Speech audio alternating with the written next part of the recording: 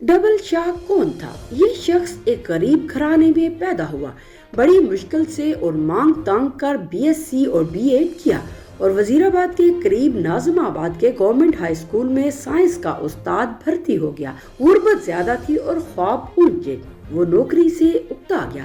اس نے چھٹی لی اور 2004 میں دبئی چلا گیا۔ وہ 6 ماہ دبئی رہا، اس کے بعد وزیر آباد واپس آ گیا کیونکہ وہ محنت کیے بغیر دولت کمانا چاہتا تھا۔ وزیر آباد میں اس نے ایک عجیب کام شروع کیا۔ اس نے ہمسایوں سے رقم مانگی اور یہ رقم 15 دن میں دگنی کر کے واپس کر دی۔ ایک ہمسایہ اس کا پہلا گاہک بنا۔ یہ ہمسایہ جاوید ماربل کے نام سے ماربل کا کاروبار کرتا تھا۔ ہمسائے نے رقم دی اور ٹھیک 15 دن بعد دگنی رقم واپس لے لی۔ محلے کے 2 لوگ اگلے گاہک بنے، یہ بھی 15 دنوں میں دگنی رقم کے مالک ہو گئے۔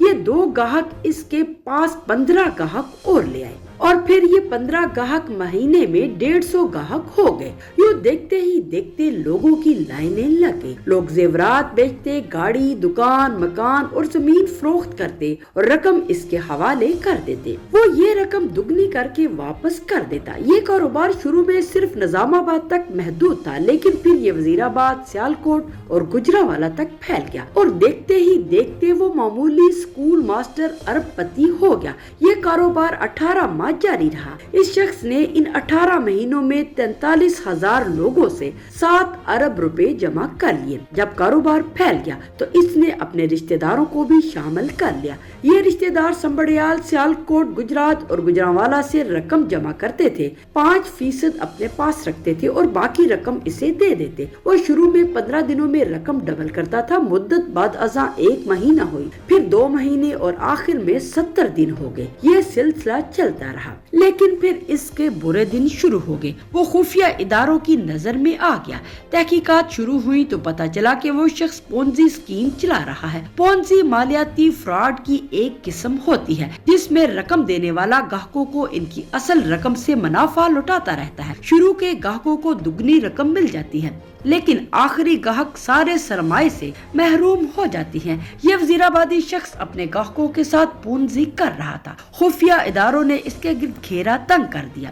اس دوران ایک بڑے قومی اخبار میں اس کے خلاف خبر شائع ہو گئی۔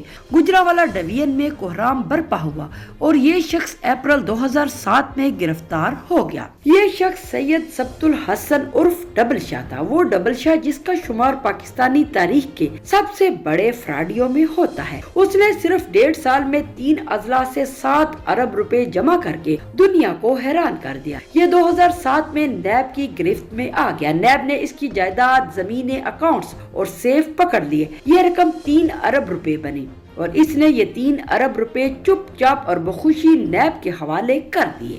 ڈبل شاہ کا کیس چلا۔ اسے 1 جولائی 2012 کو 14 سال قید کی سزا ہوئی۔ جیل کا دن 12 گھنٹے کا ہوتا ہے، چنانچہ ڈبل شاہ کے 14 سال تقریباً 7 سال تھے۔ عدالتیں پولیس حراست اور حوالات مقدمے کے دوران گرفتاری کو بھی سزا سمجھتی ہے۔ 4 ارب روپے کے عوض 2 سال قید مہنگا سودا نہیں، چنانچہ اس نے بارگیننگ کی بجائے سزا قبول کر لی۔ جیل میں اچھے چال چلن، عید، شبرات اور خون دینے کی وجہ سے ڈبل شاہ کو سزا میں چھوٹ بھی مل گئی۔ چنانچہ ڈبل شاہ 15 مئی 2014 کو کوٹ لکھپت جیل سے رہا ہوا تو ساتھیوں نے گیٹ پر اس کا استقبال کیا۔ یہ لوگ اسے جلوس کی شکل میں وزیر آباد لے آئے۔ وزیر آباد میں ڈبل شاہ کی آمد پر آتش بازی کا مظاہرہ ہوا۔ پاکستانی تاریخ کے سب سے بڑے فراڈیے کو ہار پہنائے گئے۔ رہا ہوا تو مکمل طور پر کلیئر تھا، اسے اب کسی کو کچھ ادا نہ کرنا تھا اور نہ ہی پولیس اور نیب اسے تنگ کر سکتی تھی۔ وہ وزیر آباد سے لاہور شفٹ ہوا اور دنیا بھر کی سہولیات کے ساتھ شاندار زندگی گزارنے لگا، لیکن اللہ کی عدالت اور انصاف ابھی باقی تھا۔ سید ثبت الحسن شاہ عرف ڈبل شاہ کو رہائی کے 16 ماہ بعد اکتوبر 2015 میں لاہور میں ہارٹ اٹیک ہوا۔